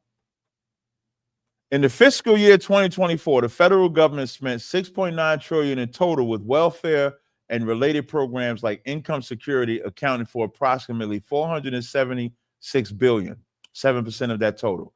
However, other categories such as Medicare 1.7, Social Security 1.5, defense 872 billion are larger spending areas. The term welfare is broad and can include many different programs, right? So now we're going to look at some of those programs. Scroll down some. Total budget 6.9. So you see the Medicare. Now welfare spending. Welfare spending varies depending on definition. Scroll down. This is a broad category. No, yours don't have what I have. Let me see. Maybe I might have to say it. Let me look at mine. Keep scrolling down, because it's supposed to give the actual percentage. Hit the deep dive and see. I want to see if it gives more, because mine's, it should give more.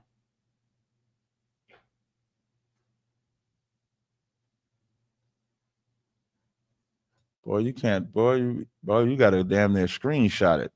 Because when I did it yesterday, it was 1% of the welfare, the food part was 1% of the budget.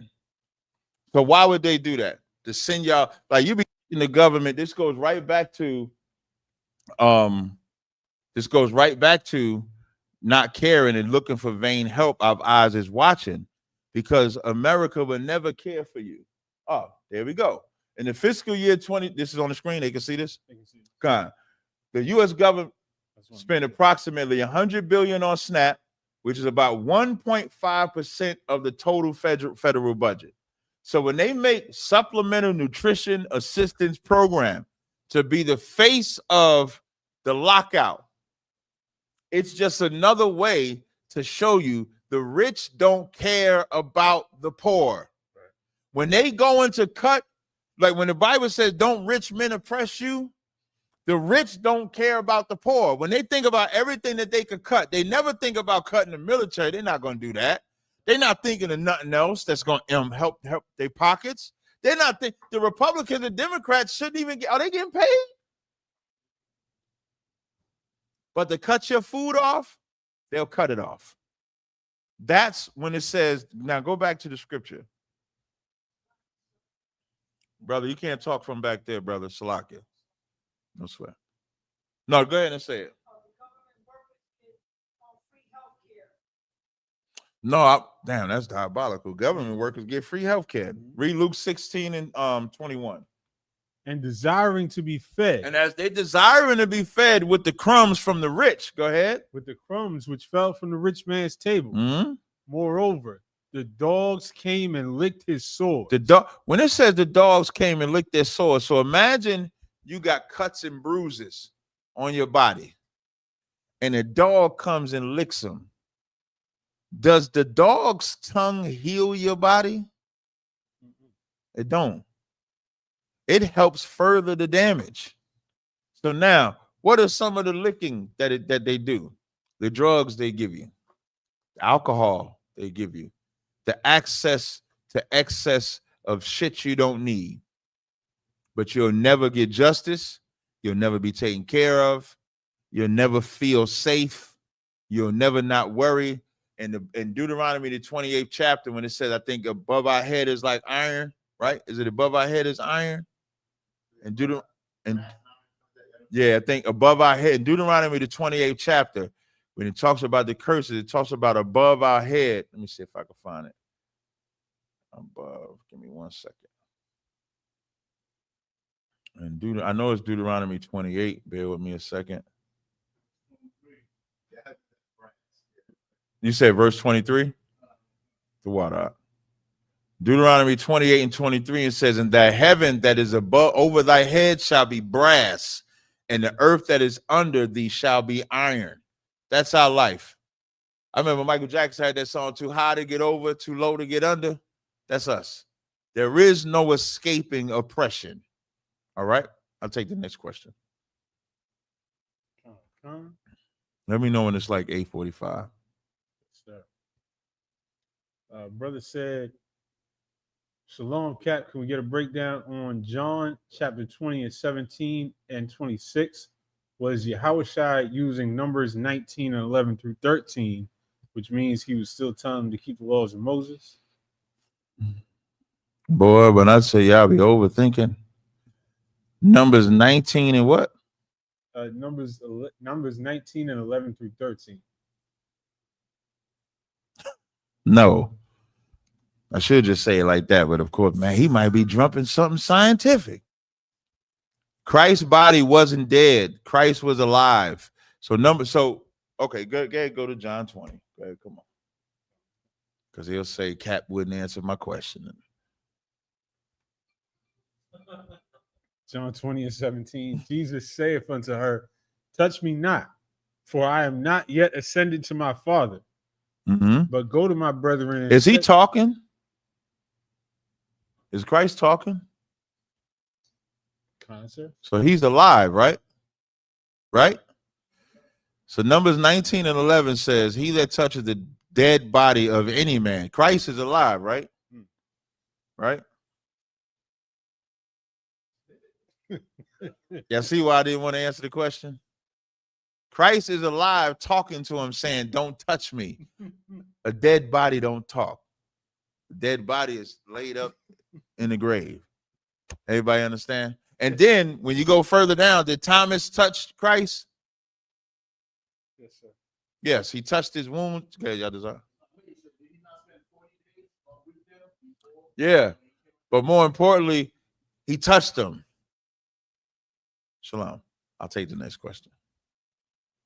Brother asked on the last topic, he said they'll tell you to keep the man and husband away from the home. Is that also dogs licking the wounds? Yes. You know what I'm gonna tell you too, man. I saw Corey Holcomb say something. Put that on the screen. What they say. Yeah. Also, they would tell you to keep the man, husband away from the home. Is that dog? You know what's more diabolical? When a woman is against her kid's father, she actually hates the kids. Let that sizzle in your spirit. Facts. There's no way you can be against your child's father and love your child as well. Your child don't want to get caught up in your adult problem. Your adult problem that you have with this man does not now mean that little Tony don't want to see his daddy. So when you make it your business to make sure little Tony don't see daddy, you hate little Tony too. You ain't even doing it spiritually. You're not even doing it because you hate him. You're doing it because you hate your son or because you hate your daughter. So yes, that is absolutely correct. I'll take the next question. My brother asked, does ISUPK teach their people how to build wealth? Yes. Pay your tithes. That's how you build wealth. That's how you build the kingdom. Give me Acts 4. I think it's Acts 4. Acts 4. Wait, it might be 3. Let me see. It's Acts 4. Spoken Spanish.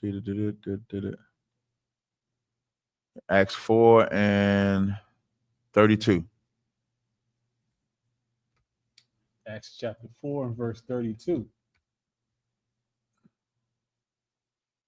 And the multitude of them that believed were of one heart and of one soul. They was what? Of one heart and of one soul. Go ahead. Neither said any of them that aught of the things which he possessed was his own. And that's something that is very hard, because you know what this battles? This battles selfishness. We are such a selfish people. Like, we want to keep everything to ourselves. And here, though, in ISUPK, everything is not ourselves, including your body. Your body is not yourself. Your body don't even belong to you. Every sister I know will work tooth and nail to where I got to get a phone call because somebody had the sisters making chicken. They stand up to 1, 2 in the morning. I ain't going to say who it was, but I got the call for it. As I'm looking down in Texas and I see the sisters down there staying till 1, 2 in the morning to help the brothers, because our body is not our own. Our material items are not our own. Whatever is required in here, that's the greatest wealth you can have. The treasure is not what you, even in the Bible, when it says you have treasure where the moth, I think it talks about the moth. Give me 1 second. Let me see if I got this right. Matthew 6 and 20. I'm going to start at 6 and 19. It says, lay not up for yourselves treasure upon earth, where moth and rust doth corrupt, and where thieves break through and steal. But lay up for yourselves treasures in heaven. The kingdom of heaven, when it says the kingdom of heaven is within you, that's the greatest treasure that you can have. Now, does that mean you don't get no money? No, it does not. You bet to make money. That's why, what's the first thing I said? Pay your tithes. Because the Bible says wisdom is a defense and money is a defense. But money without wisdom will never garner wealth. Because I see a lot of our people with money. I don't see no wealth, and I don't see it last. I see a bunch of drug addicts, junkies, broken homes. Jada Pinkett and Will Smith kids is buck wild. Kanye West and his, you see Kanye West's daughter? Kanye West's daughter put fake blue eyes, fake tattoos. That's an example. Now, Kanye should have never married a heathen. But that's an example of because you got money, what do you have? You gonna say something? Oh, what do you have? You don't have nothing. Is there any more in Acts 32? Read the rest of that. That was, but they had all things common. But they had all things common. That's it. That's what you need right there. Now, if you read that whole chapter on your own, you'll see they had agreed to lay everything at the disciples' feet, which is what they did. All right? That's how you do it. The brother who asked the question said, I'm speaking about investing. And then a brother in the comments said, paying tithes is the investment. Yeah, that is the investment. So that's the problem. You want to get something back, pay your tithes. Listen, I like when I get my little deposits and stuff like that, and I can go right and I send that Zelle off and I pay that tithes, it's the most liberating thing you can ever do, because you fight the demons. Now, when you first come into the truth, you got to pay them tithe. Don't let that tithe be high. Let's say you got a good little paying job and shit like that. You got to pay that high tithe. You be like, damn, I could have paid this. Or if you got a little bit of money, but that money that you would normally have kept for yourself to get whatever nasty thing you was going to do with it. You was going to buy some hoe, OnlyFans, give it to the stripper, give it to the drug dealer, spend it on whatever foolishness. Now you're doing a selfless act. And above all, it's the law. So I'll take the next question. You going to say something, y'all? Mm-hmm. That's right. That's how much is the Passover fee this year? Mm-hmm. Passover fee is $200. Passover is going to be in Houston, Texas. Big up the Yachty them. They can handle it. It was glorious the last time that we had the Passover in Houston. Passover is going to be in Houston, Texas, April 4th, if I'm not mistaken, right? No, the Passover date is what I'm talking about. It's April 4th, I believe. Right. I think it's the same ranch. Yeah, I believe so. I believe so. I don't know if that's it for sure. But April 4th is the Lord's Passover. Houston, Texas is where it's going to be at. $200 per person. Pay it ASAP. Make sure you get the hotel information. Don't wait till the last minute to get ready for the Passover. This is how we build wealth, because I don't know nobody that starves in here. I don't know nobody poor in here. You gonna say something? Every time you put your hand on the mic, it look like you're about to say something. I got it. No, that's all. I'm just soaking in wisdom. I'll take the next question, brother. I'll take that. Man, I was just thinking of your wisdom, brother. I was actually gonna say something that time, which made me forget. My bad. My bad. I need to learn to listen. I'm sorry. Sir. Brother asks, Salakia Adawan, young man, OB in Rapid City, South Dakota, asks in Matthew 16:20, why did Yahushua tell his disciples to tell no one he was Yahushua? Who knows the answer to that?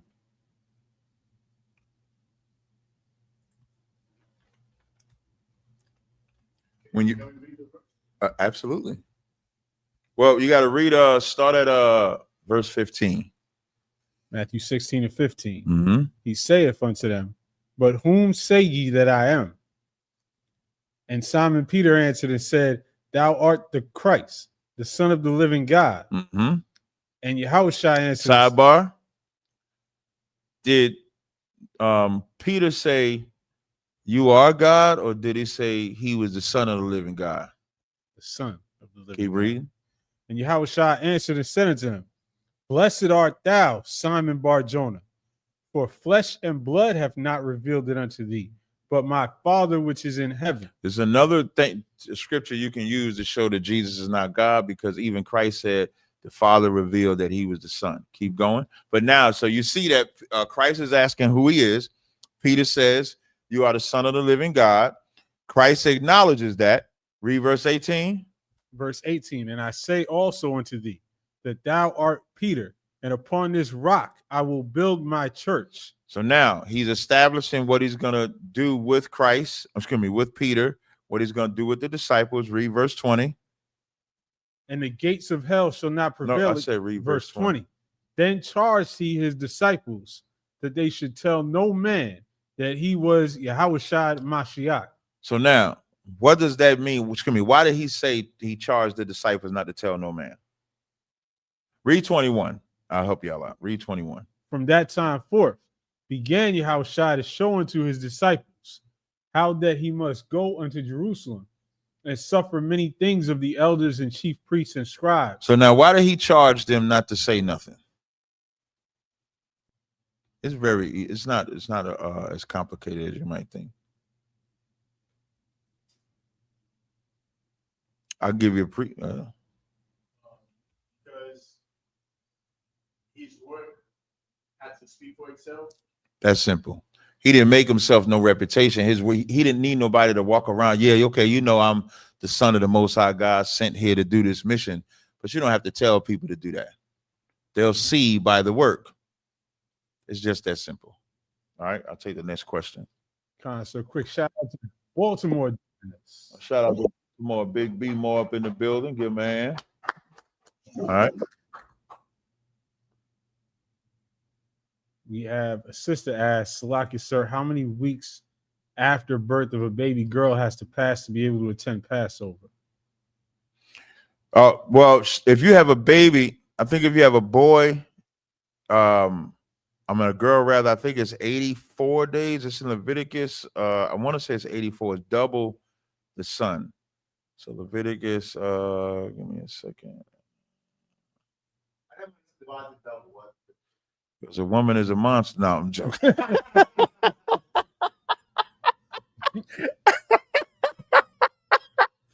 So in Leviticus 12, it says, Leviticus 12:5, but if she bear a maid child, then she shall be unclean 2 weeks as in her separation, and she shall continue in the blood of her purification 66 days. A score is 20, right? Yes, sir. So it's actually 66 days. You add the 14, what's that, 78? So I think I had it wrong. 80? Damn. A little less than 3 months. Damn. I messed that math up.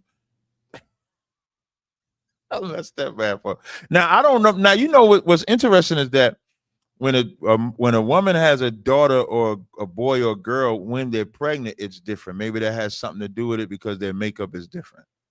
You know, what the mother passes off to the daughter, you know, might be different from that position. So if Lord be with y'all, if y'all having depend on when you had that baby, you might be jammed up for the past. So I would say that. But yeah, so that's what that is. Now, what's the difference between unclean for 2 weeks and shall continue in her blood purifying for 66 days? I got to make sure I'm right about that. I probably shouldn't have said that out loud yet, because I got to make sure I'm right about the blood purification. Unclean is the blood unclean, but of course you're not bleeding after that, so you're unclean. Like you can't come. I'll confirm, but I don't want to say it yet. I'll just confirm it. All right, I'll take one more question before I do this coolie thing. One more question. A brother said, I never get an alert. My question's about the woman's seed. Can you explain that? Oh, in Genesis. Oh, go to Genesis. I think he's talking about Genesis 3 and 15. I think that's what he's talking about. Genesis 3 and 15. Mm-hmm. And I will put enmity between thee and the woman, and between thy seed and her seed. So now most people think that because it says I will put enmity between thy seed and her seed, that means a woman has seed. So what does it mean when it says I will put enmity between thy seed and her seed? Very easy. You got to be black to understand this. Anybody? When I tell y'all the answer, y'all gonna be mad. You're gonna be like, I am black, Shmuel. Meaning? So it'll be like, I'm gonna put enmity between her child and his child. That's it. Seed. Women don't have seed. So when it says, I will put enmity between thy seed and the woman, I'm sorry, I will put enmity between the seed and the woman, and between thy seed and her seed. Is talking about his child and her child. You can see that played out with who? You can see this played out. It's played out. It's playing out to this day. That's the first time. What's the second time? Jacob and Esau. Jacob and Esau is the main one, but Cain and Abel is another one because Esau has the same spirit of Cain. That's the same spirit of the serpent. Same exact thing. All right. Now, I want to get into my topic for the last 15 minutes. Can you pull up this picture? You got the video too, right? I think it's a TikTok video I sent you. The picture. So I saw this post that Cooley made. It's diabolical, man. That Cooley is nasty work, man. Y'all, listen, y'all be caught up in these cats, and that nigga said he's in the top percentile. This is what Cooley said. Cooley said because he's over 6 feet, and I actually looked it up. Like being over 6 feet is the top percentile. I looked up my percentiles. I want to know what my percentile was. I'm like the 1%. Like you get me, boy. You got no, let me joke. I'm just joking. But the height thing, I didn't know like the average height. What's the average height for a man? 5'10"? Right. That's like the average. So when you get into the 6 feet and higher, these are men that are above the average height. And so Cooley does this live streaming podcast and like, I'm financially successful. So I'm the top 1%, as if he's like prime real estate. And then he parades himself as someone that talks about Black and Hispanic women like it's going out of style. He talks about how they got multiple baby daddies. They downtrodden. They ain't this, they ain't that. Can you pull up the picture first? This is the picture that made. I saw this picture today. Let me look on my stream, y'all sucks. Look at this picture right here. This is him with his white roach.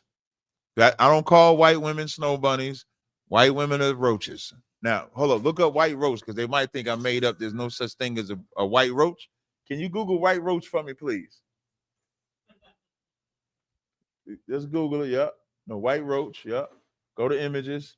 Can you put that on the screen? Y'all thought I was joking. There is a such thing as white roach. Let's put the white roach on the screen so they can see it. It's at the top right there. Yeah. That's a white roach. So now you can see a white roach. So you can feel comfortable knowing that we ain't ebonicized. I just made that word up. White roaches. White roaches are a real thing. Now you can bring me back to the picture. Let's put the picture back up now. This is him with his white woman. Now you would think that with all the trash that he talks about Black woman, for sure with this white woman, does she have kids by anybody else? She can't, right? No way. Because Cooley has standards. Cooley, yeah, she got to be pure. She got to be in the flower of her age. Untouched. Because if he's the top percentile, for sure, this white dog here has to be in the top percentile. Can you play the video for me? It's for the young men. You got to be careful who you take your advice from. So this gentleman behind me is Mr. No Fugazi, known as Cooley from the No Fugazi Hold on, podcast. pause it. Go to the sprocket. Let me see the sprocket. No. Yeah, audio. Let me see the audio for that. Let's see the audio. Yeah, default line. Is the TV plugged in here or something? Testing, but I'm coming through the mic. All right, go down to the clip that off. Go down to the volume. Let me see the volume settings. You might have to hit that one. No. Hit this. Not going too fast. There you go. Hit that volume. Go to open sound settings. Let me see this one. Go down. All right. So, they'll hear it online, though, right? Okay. So we got to listen very attentively. Speed on that, man. I ain't gonna say nothing. But go ahead, play it. So anyway, this is for the young men. You got to be careful who you take your advice from. So Pause this it. gentleman behind me is. He said you got to be careful who you take advice from. This man Cooley is giving black men advice to not date black and Hispanic women that have multiple babies or a baby daddy. That's what he's telling black men. And now nobody should be surprised, because all black men and black women that have these podcasts saying what black women and black men shouldn't do are doing the very thing that they saying black men and black women shouldn't do. When Derrick Jackson was sitting in that car telling black men you got to be with your woman and loyal, he was going to see the side broad he was having sex with. Same thing with this cat, as he's telling black men not to get with black women, and black women are disgusted because they have multiple baby daddies. He just went and found a white woman. Play it. The No Fugazi, known as Cooley, from the No Fugazi podcast. He has almost 300K followers on YouTube. The crux of his YouTube show, his gimmick is criticizing single mothers, mostly black and Hispanic. He'll bring them on his show and tell them what they deserve and what they don't deserve, and how they can't get a high value man and they need to settle for the scraps. So he claims he's 6'4" and says that he's a high value man because he's 6'4". Pause that. He claims he's 6'4", high value man, because he make over 100K. You would think he would get a high value woman. Let's see what his high value woman is. Play it. He makes over 100K. But recently someone did some digging on this young man. But first, don't just take my words. Listen to him for yourself. Watch what he says. Watch. But you still make poor Hold on, decisions. pause it. Can you turn the volume up? Is that coming out of the speakers of the computer? Sounds like it's coming out of the computer, right? We got to fix that for the live stream. No, I don't think it's coming out of the TV. Well, just to check. Turn to see if you can turn the volume. I'm gonna see. Okay, play it now. Is with your power. So when I Yeah, see a all right, single mom, pause right? it. I see Dude, bring it back a little bit. Yeah, just turn it all the way up. Ashar, you don't do nothing while we live. I don't want to mess nothing else up. But recently someone did some digging on this young man. But first, don't just take my words. Listen to him for yourself. Hear him out for yourself. but you still make poor decisions with your power. So when I see a single mom, right? I see a woman that made all the wrong choices and only prioritized how she feels. Stop. She's selfish. Stop.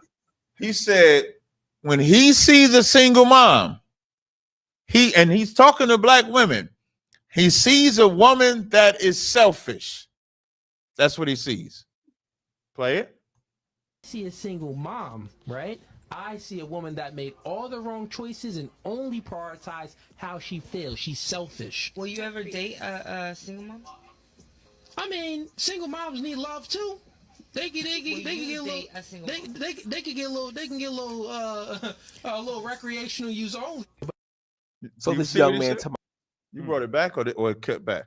He said single moms are recreational use only.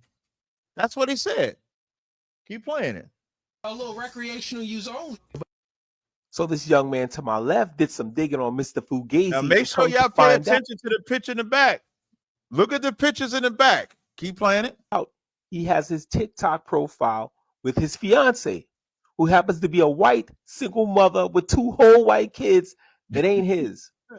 Two whole white kids that ain't his, that he's playing stepdaddy to. Meanwhile, this is his child on the end and then their child together. This is what I mean by you can't listen to these guys that's on these podcasts, all these manosphere guys. Most of them are hypocrites. Most of them are just expert salesmen that are duping you guys into listening to them and lining their pockets. I wish I knew the guy's name that exposed him to my left here, but he's also a TikToker. Anyway, please like, share, subscribe. And now, why does Cooley do that? You can cut it off. Why does Cooley do that? What's the obvious reason why Cooley does what he does? Sorry. Money, and the clout. And the thing on the internet, if y'all ever when y'all be seeing me, like when I be like on Tommy's platforms and stuff like that, they'll always call me a no. They call me something else. It's I forget the term that they use, but I'll defend. In their mind, I'm defending black women because I won't allow them to create an echo chamber talking about black women.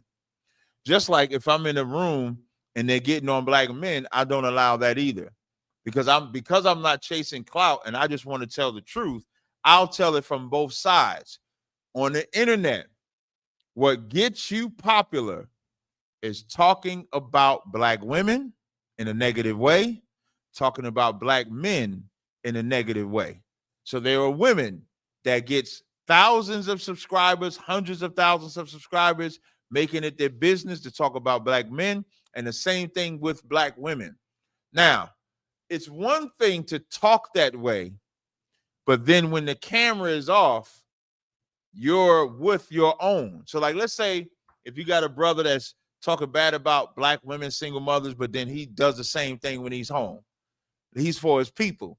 What does it say for somebody like Cooley that goes and marries the white woman? That's the same exact thing that he's speaking against for the black woman.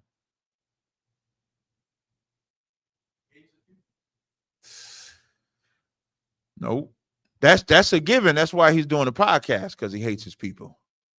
But what else? Something y'all should all know, huh? Yeah. Sure. That he's just saying things that he thinks people want to hear. Well, that's a given. That's the whole point of the podcast. But what is it? That's true. But get me to what's wrong with him. What's in him? Remember, he's talking about black women being single mothers, but then he'll go have children with a white woman that's a single mother with 2 kids. So what does this say about him? That's true. Somebody in the chat gave the answer. Put Ezra on the screen, what Ezra just said. He hates himself. Like, he hates being black. When that big 6'4" nigga go look in the mirror, he wishes he was white. He wants to show white people how much he's white by getting with a white woman. Oh, she's trash to you? I'll redeem her. Because is that white woman trash to white men? That white woman is trash. That is not a high value. That his woman is not a high value woman in white society. And you know who knows that? Who knows that? Who knows? Say again? He knows it? No. More diabolical. Huh? Okay, y'all just the right roach. She knows it. Thank you, Yadazar, for calling her roach. She knows that she don't have that value. So she's going to make sure that she goes and caters to, in his mind, his high value. And she knows that he hates himself.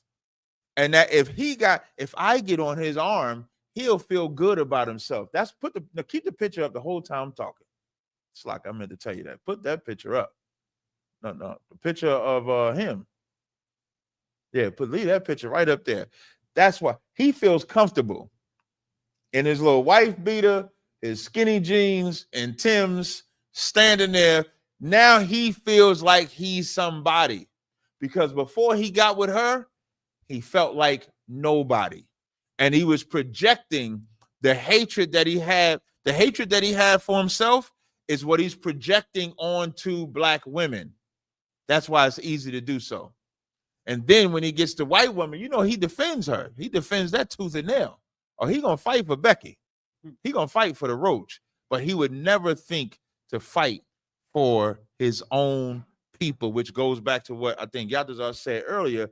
These are not leaders. This is, if you watch this for entertainment. Now, I never knew who Cooley was before January. When I went on his podcast, I didn't know who he was before that. But if you're watching them and you're actually watching them to learn something, that says a lot about you too. I understand the frenzy of debates, the frenzy of confrontation and stuff like that, but he should not be looked at as the epitome of honesty, because he's a liar. He's full of shit. He's an absolute hypocrite. So I just want to bring that out. With that, I pass the class off to Priest and Officer. Sir, if I could. Okay. Officer TAZARYACH wanted to give some promo to the cookout coming up before we finish. Go ahead. Where TAZARYACH at? Hey, Shalom. Yahabash me Ashabakatah, sir. What's going on, Top? Now, I just wanted to go ahead and do an appropriate and proper promotion for the cookout. If you're going to be in Texas between October 30th and November 2nd, you need to be at the South Texas Cookout being hosted by Houston. Commander General Yohana, in his kindness and generosity, has allowed us to slaughter 2 of his bulls in his farm in Deep East Texas. And with that, he'll be feeding our nation and the people. Of course, October 30th is going to be. Can you break down Thursday. his farms? Can you break down his farms? Yes, sir. Commander General Yana has a farm in Deep East Texas, Lufkin, where he has 16 heads of cattle. And in his generosity, he allowed us to slaughter 2 of the bulls to be able to use that meat to feed the people that are coming down to the cookout, and also to feed people in the community as well. Yeah, we got farms. Like when people be thinking we ain't got no work, we ain't got nothing, we got farms, we got land, we got all that.